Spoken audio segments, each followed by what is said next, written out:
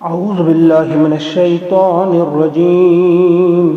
بسم الله الرحمن الرحيم. وسخر لكم الشمس والقمر دائبين وسخر لكم الليل والنهار وآتاكم من كل ما سألتموه وَإِن تَعُدُّوا نِعْمَةَ اللَّهِ لَا تُحْصُوهَا إِنَّ الْإِنسَانَ لَظَلُومٌ كَفَّارٌ. وَإِذْ قَالَ إِبْرَاهِيمُ رَبِّ اجْعَلْ هَٰذَا الْبَلَدَ آمِنًا وَاجْنُبْنِي وَبَنِيَّ أَن نَّعْبُدَ الْأَصْنَامَ رب إنهن أضللن كثيرا من الناس فمن تبعني فإنه مني ومن عصاني فإنك غفور رحيم. آمنت بالله صدق الله العظيم. سورہ ابراہیم.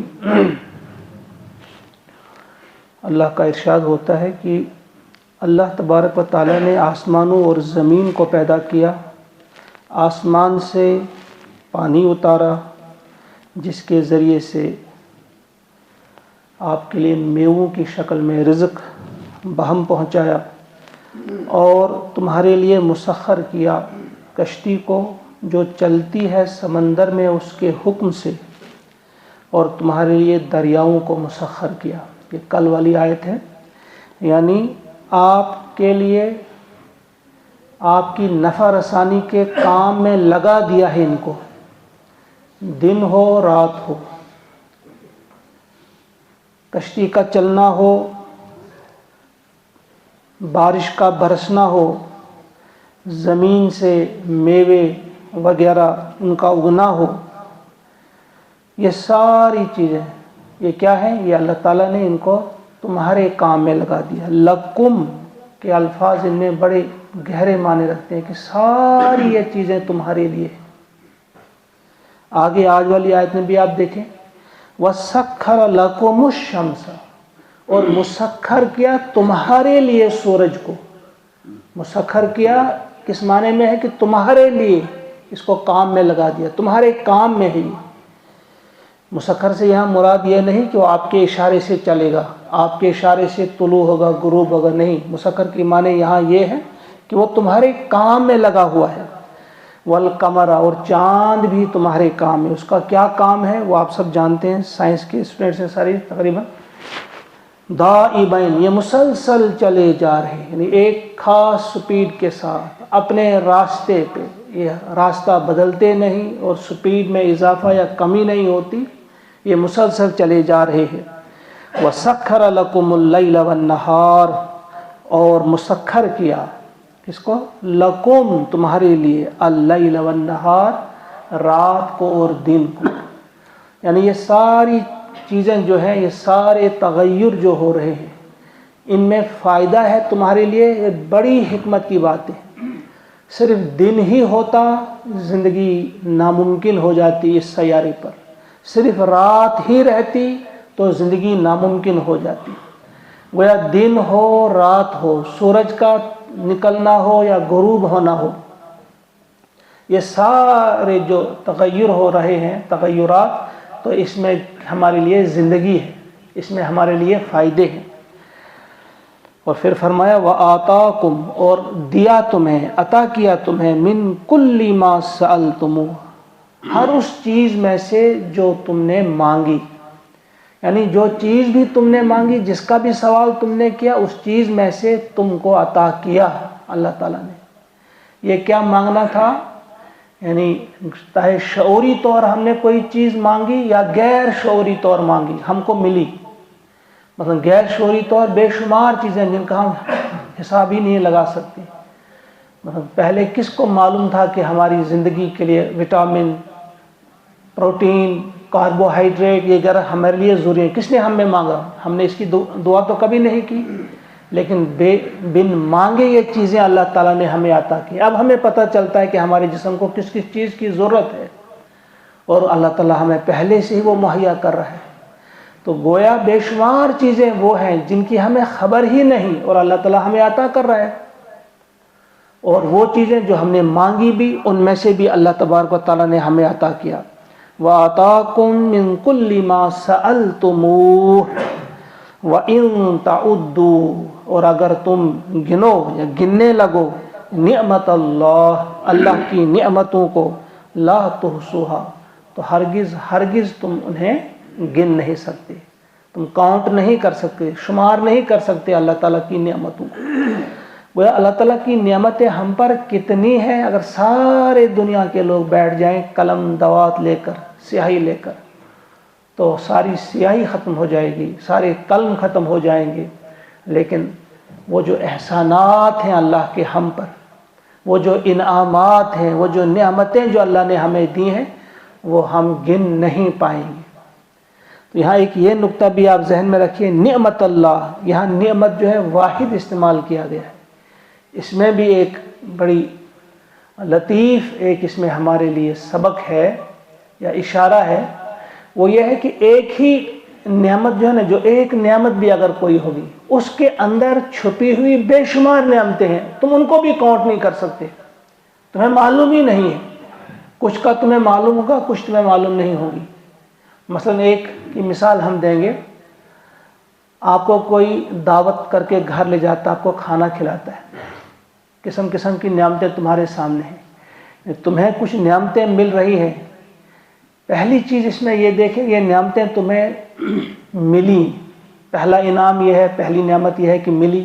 دوسری چیز، یہی نعمتیں تم کو مل سکتی تھیں لیکن بڑی بے عزتی کے ساتھ مل سکتی تھی. جس طرح سے انٹروگیشن سینٹر میں بھی کھانا ملتا ہے لیکن پٹائی کے ساتھ ساتھ، بے عزتی کے ساتھ ساتھ، عزت کے ساتھ نعمتیں بھی ملی اور وہ بھی عزت کے ساتھ مل رہی ہیں.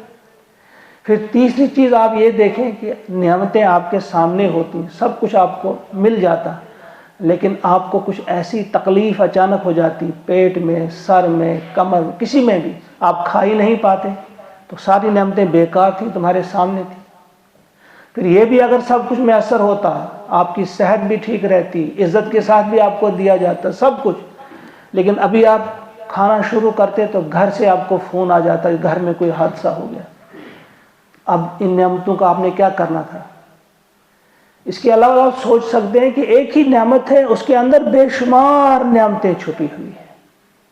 نعمت تو ایک ہی ہے، تو اس لیے یہاں فرمایا گیا کہ نعمت، ایک ہی نعمت کو بھی، ایک ہی نعمت کے اندر چھپی ہوئی نعمتوں کو بھی اگر تم گننا چاہو نہیں گن سکتے ہو.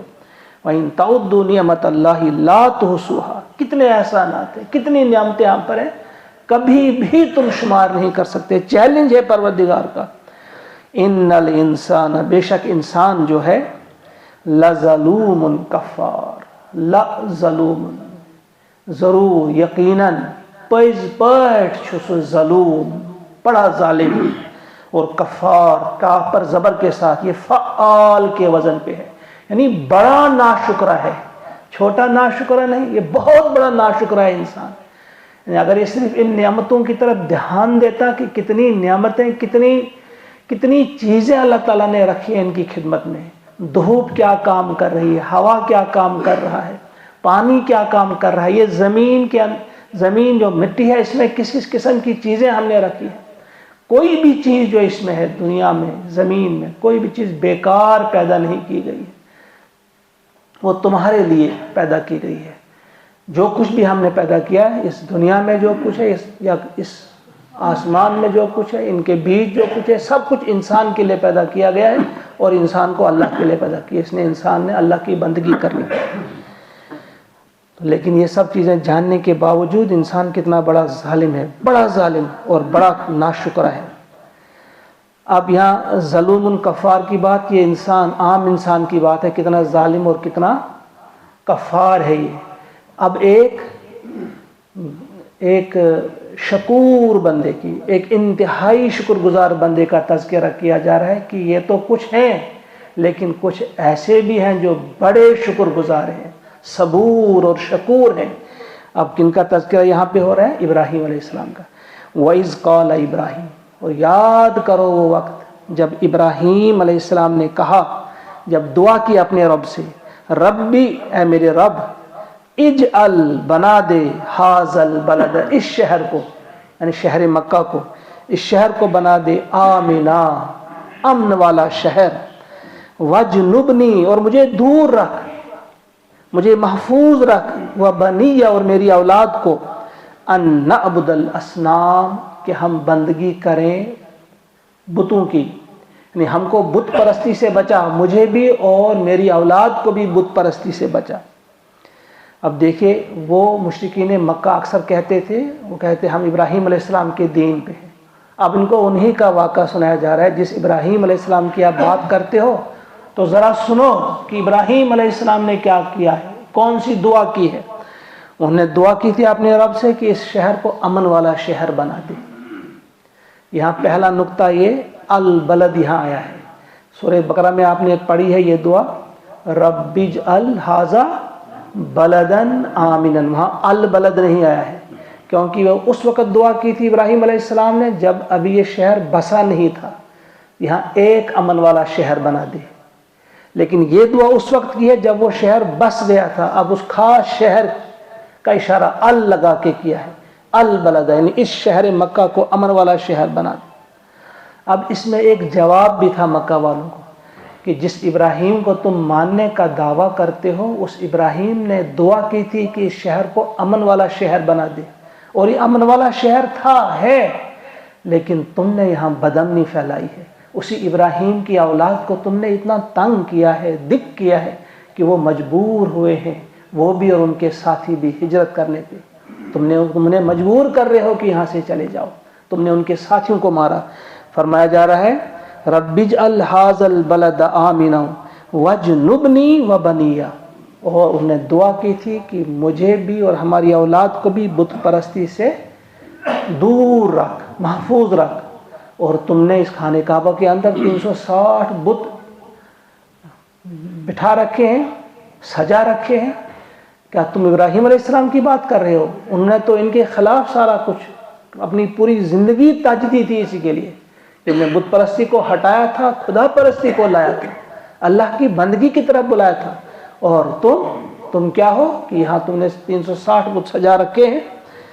اور پھر کیا کی تھی دعا اور ابراہیم علیہ السلام نے، ربی اے میرے رب، انہن اضللن کثیرا من الناس، بے شک انہوں نے یعنی ان بتوں نے کثیر تعداد کو، کثیر خلق کو گمراہ کر دیا ہے، فمن تبعنی، پس اب جو میری اتباع کرے، میری پیروی کرے، فإنہ منی، پس بے شک وہ تو میرا ہے، جو اس نے میری پیروی کی وہ تو میرا ہے، ومن عصانی، اور جس نے میری نافرمانی کی، فإنک غفور الرحیم، پس بے شک وہ غفور اور رحیم ہے۔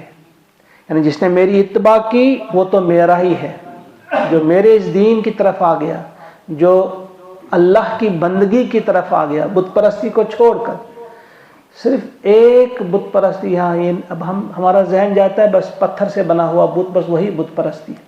بت پرستی صرف یہ نہیں ہے، جو مال کی محبت میں گرفتار ہو کر ناجائز طریقے سے مال کمائے، گویا مال اس کے لیے بت ہے، جو شادی میں نئی نئی رسمیں ایجاد کرے، گویا اس کے لیے وہ بت کیا ہے، وہ شادی کی وہ رسمیں وہ بت ہے، جو اپنے اولاد کی ناجائز فرمائشیں پوری کرے تو اولاد اس کے لیے بت ہے، جو اپنے نفس کی خواہشیں پوری کرے، نفس اس کو جو کہتا ہے وہ کرتا ہے اللہ کے مقابلے میں، اللہ کہتا ہے کہ ایسا کرو، نفس کہتا ہے کہ نہیں ایسا کرو۔ جب انسان نفس کی مانے، گویا نفس کو اس نے بنا لیا بت، اپنی خواہشات کو اس نے بت بنا لیا، کہیں اپنی رسومات کو اس نے بت بنا دیا، کہیں رشتہ داری کو، کہیں خاندان کو۔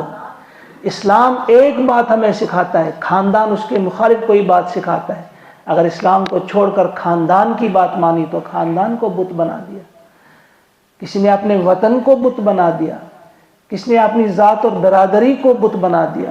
تو فرمایا کہ ابراہیم علیہ السلام تو اسی بت پرستی کے خلاف لڑنے آئی تھی، انہوں نے تو اسی کو مٹایا تھا، اور تم تو اسی کی اشاعت کر رہے ہو، تم تو اسی کے لیے اپنی ساری طاقتیں صرف کر رہے ہو، تو یہ کیا تمہارا ماننا ابراہیم علیہ السلام کا؟ تو فرمایا جا رہا ہے کہ ابراہیم علیہ السلام کی وہ دعا بھی یاد کرو ذرا. ان سے بھی اس وقت کہا جا رہا ہے, ہم سے بھی کہا جا رہا ہے. تو اس نے کہا تھا کہ اس شہر کو امن والا شہر بنا دی, مجھے بھی میری اولاد کو بھی بت پرستی سے دور رکھ اے رب. انہوں نے یعنی ان بتوں کی وجہ سے بے شمار خلق یعنی کثیر لوگ جو ہیں وہ گمراہ ہوئے ہیں. بس جو میری اتباع کرے وہ مجھ میں سے ہے, گویا وہ تو میرا ہے, لیکن جس نے میری نافرمانی کی فَإِنَّكَ غَفُورٌ رحیم. یہاں بھی دیکھیں کتنا وہ شفقت کتنی ہے, نبی کے دل میں کتنی شفقت ہوتی ہے. یعنی اب جو میری نافرمانی بھی کرتا ہے, ایسا نہیں کہا کہ ان کو عذاب دے, ان سے یہ لے انتقام لے, نہیں. اب جو میری نافرمانی کرتا ہے تو غفور رحیم ہے. گویا اگر تو ان کو بھی توبہ کی توفیق عطا کرے, اس میں یہ مطلب نہیں کہ ان کو ایسے ہی بخش دے بس, نہیں, یعنی ان کو توبہ کی توفیق دے دے کہ وہ بھی توبہ کی طرف آئیں, وہ بھی توبہ کریں, وہ بھی بچ جائیں. ابراہیم علیہ السلام, یہ تو آپ کو معلوم ہے کہ لوط علیہ السلام کی بستی کو الٹنے کے لیے جب فرشتے آئے تو وہاں اللہ تعالیٰ نے کہا تھا کہ ابراہیم تو ہمارے ساتھ جھگڑنے لگے, یعنی وہ اتنا انہوں نے دعا کی تھی کہ اس عذاب کو ٹال دیا جائے. بڑی شفقت تھی, بڑی محبت تھی. حالانکہ دنیا کے معاملے میں ابراہیم علیہ السلام نے کہا تھا تو ان کو وَارْزُقْ أَهْلَهُ مِنَ الثَّمَرَاتِ مَنْ آمَنَ مِنْهُمْ بِاللَّهِ وَالْيَوْمِ الْآخِرِ. دنیا ان کو دے دے جو ایمان لائے. وہ دنیا کے معاملے میں سخت دعا کی ابراہیم علیہ السلام نے, لیکن آخرت کے معاملے میں ان کو معلوم تھا کہ آخرت کا عذاب کتنا ہے. تو نافرمانوں کے لیے بھی, اپنے نافرمانوں کے لیے بھی ایسا نہیں کہا کہ ان کو عذاب دے, بلکہ یہ کہا کہ اگر ان کو توبہ کی توفیق ملے تو غفور الرحیم ہے. اللہ تعالیٰ سے دعا ہے کہ اسی قسم کی وہ محبت, اسی قسم کی شفقت ہمارے دل میں بھی تمام انسانوں کی اللہ تعالیٰ ڈال دے, تاکہ ہم تمام انسانوں کو اس الٹے راستے سے, اس ٹیڑھے راستے سے لا کر اس سیدھے راستے جو توحید کا راستہ ہے, جو آخرت کی فلاح اور کامرانی کا راستہ ہے, جو عزت کا راستہ ہے, اس راستے کی طرف ہم لا پائیں اپنے سارے ساتھیوں کو. اللہ تعالیٰ مجھے بھی آپ کو بھی توفیق عطا فرمائے اور یہ عظیم کام ہم سے لے. صرف درس سننے تک یہ محدود نہ رہے, آئے ہم, سنا ہم نے, چلے گئے تو بس ثواب ہماری جھولی میں آ گیا, نہیں, بلکہ عملی کام کرنے والے ہم بنے, اللہ تعالیٰ کو اپنی عمل سے راضی کرنے والے بنے. ربنا تقبل منا انک انت السمیع العلیم. سبحان ربک رب العزت عما یصفون وسلام علی المرسلین والحمد للہ رب العالمین. السلام علیکم ورحمۃ اللہ.